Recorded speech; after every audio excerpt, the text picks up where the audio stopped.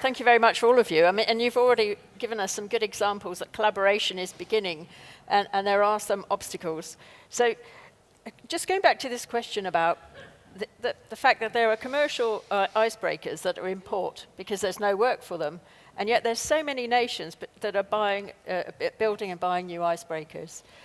Are they sort of, they're almost a status symbol, and it's also a problem that this is about money that can be easily donated by governments, capital money. It's in a pot and it's easily put forward in one big chunk. There's no resource costs that go with it, so running the icebreakers long term is a bit of a problem. So how do we do this collaboration with the science agenda with the commercial operators? I mean, it's a big problem. Do any of you have any thoughts about how we can get past this hurdle? Well, I think, for instance, you have to consider, of course, which type of an icebreaker is needed.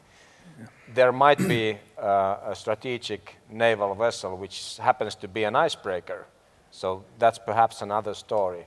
And yet again, the commercial icebreaking capacity can really well be combined with a research need. It's just a matter of good design, and it's just a matter of flexible capacities and availabilities. We already have these examples, and this is something we should work together, for instance, in the Arctic Council and its Science Committee. Mm-hmm. Some of the really interesting and really ambitious science in the future is about, as you said, about long-term planning. I just wonder, Bjorn, if you want to talk about Mosaic, because I think this is a really exciting science program that's coming up that is going to challenge a lot of icebreaker owners. Yes, Mosaic is a very good example, and right now the coordination that we talk about actually happens. So, but I will come back to Mosaic in a minute. First, the question of commercial. I think there is a huge potential in not using, that's the wrong word, but see to that commercial ships are in the actual work of monitoring and science.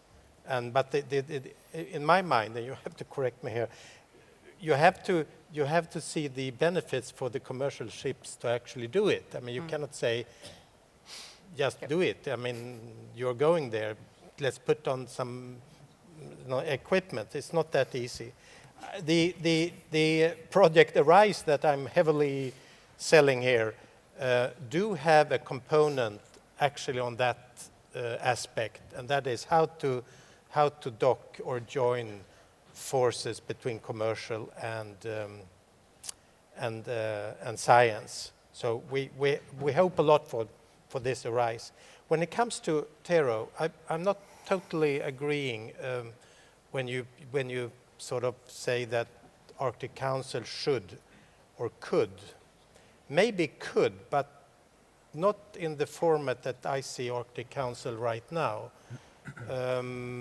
They are doing good things in other areas, but this is very hands-on and you have to have your fingers down in the jar of science. And I'm a little bit hesitant there, but there is an example, since you showed the picture from the south in Antarctica.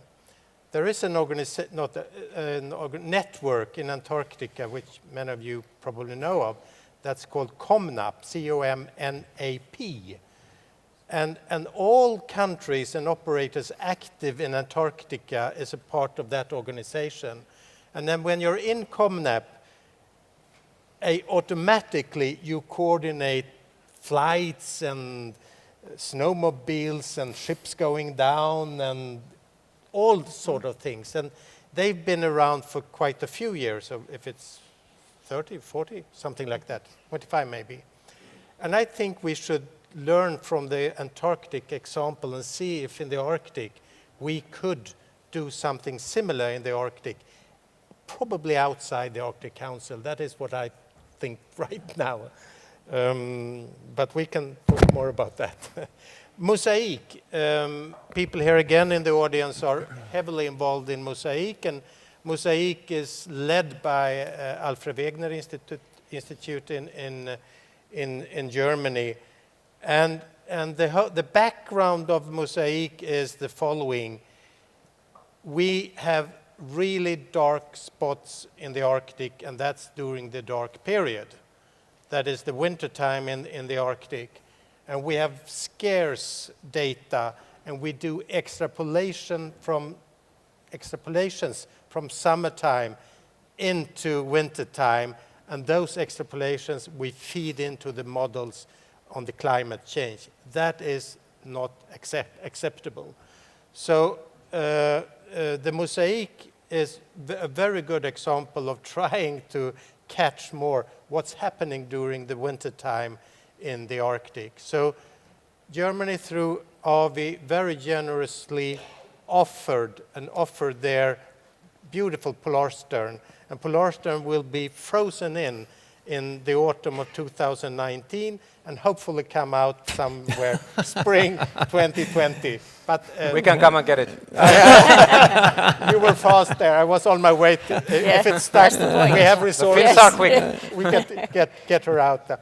But the coordination is, of course, in the science program. So it's a huge and complicated work now to decide what science should be on the ship. And there is a program how to exchange both crew and scientists. That means that you need to have other ships going there for refueling and for changing of crew. And that is presently a very interesting and very effective coordination discussion between a couple of countries. It's Germany, of course, and it's Sweden, it's Russia, I think it's China also, and US who is in there trying to, okay, here we have Polarstern frozen in, and she needs diesel in January 2020. Who should do that? And when that ship is doing that, of course, if it's possible, let's do some science at the same time. But Mosaic is a very nice example of ongoing coordination and meeting the need for more dark data. She's not the first ship that has been frozen in, as many of you know. The first time was 1893. Okay, Norwegian polar explorer Nansen took his ship Fram and froze her in. So somewhere there we start. And a couple of years ago, Norway did this nice expedition with the Lanse, their ship. So we have examples. So Mosaic is not the first, but a very good example of coordination. And I will, if I may, continue. Okay. Is it okay? Yes, go on, carry on. Because there is Mosaic was, if you look at the history, where was Mosaic born, the idea? That was in the meeting between scientists. And then the scientists from different countries approached respective nations. And then there the hurdles and the challenges started. We almost have overcome those hurdles now. We have yet another initiative that will call for at least 5 or 6 or 7 ships working at the same time in the Arctic in a couple of years. And that initiative is also science-driven. And the question is the following. When we go up in the Arctic with one ship, we do discrete measurements along the leg. But what about the other parts of the Arctic Ocean at the same time? So these scientists has launched the idea of a synoptic Arctic survey. That is using several ships at one season, measuring the same parameters. And that, again, calls for a real developed coordination. You're right. I think if there's a really exciting science program that's really ambitious that people really want to do, somehow they'll make it happen. Yeah. And there's usually a really strong first leader, and it takes it further. Would you like to make some comments, Admiral Michael? Well, a couple of comments on about construction and cooperation and coordination. We in the U.S. do both. I mean, our construction projects are to meet a number of different national needs that we have. For example, on our heavy polar icebreakers, a number of the icebreakers up there are not heavy icebreakers and would not meet our requirements specifically for the work down in Antarctica, which involves a 60 to 100 mile ice channel to resupply McMurdo Station.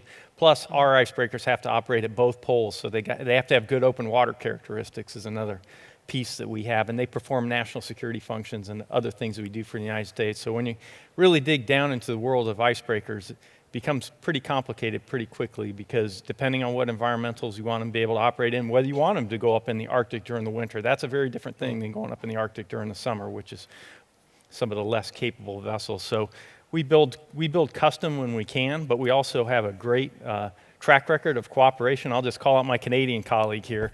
We work extremely closely with Canada, and we share, I don't want to say share assets, but it's almost to that level. I don't know exactly the word. We're so closely coordinated, we could not do our job without Canada. For example, on the Great Lakes, when we have our heavy ice years up there, we just can't do it. We would not meet mission without our work with Canada, and we go to Canadian ports when it makes sense for us to help out, and they come to the United States ports. And I mean, it is really a great example. It's the closest coordination I've ever seen in this type of area.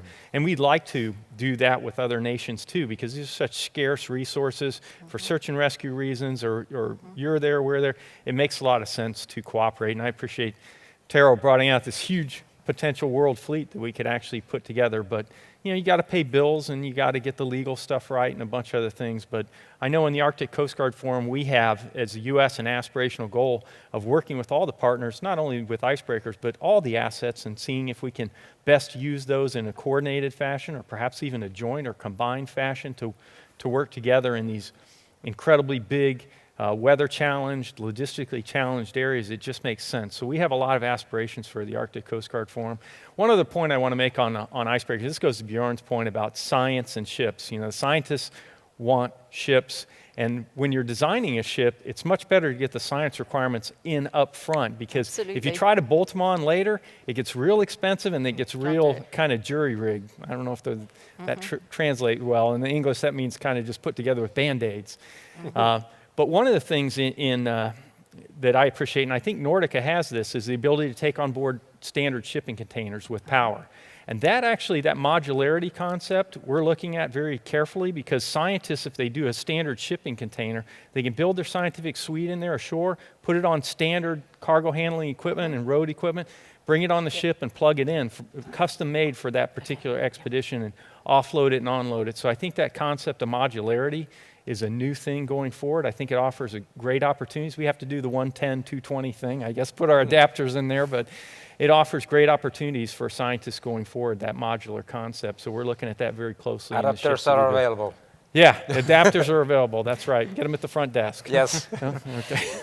Thank you ever so much, all of you, for coming along. I can think collaboration is already beginning, and I think there are some models out there that we can follow. So thank you very much. Thank you for your thoughts. Thank you. Thanks.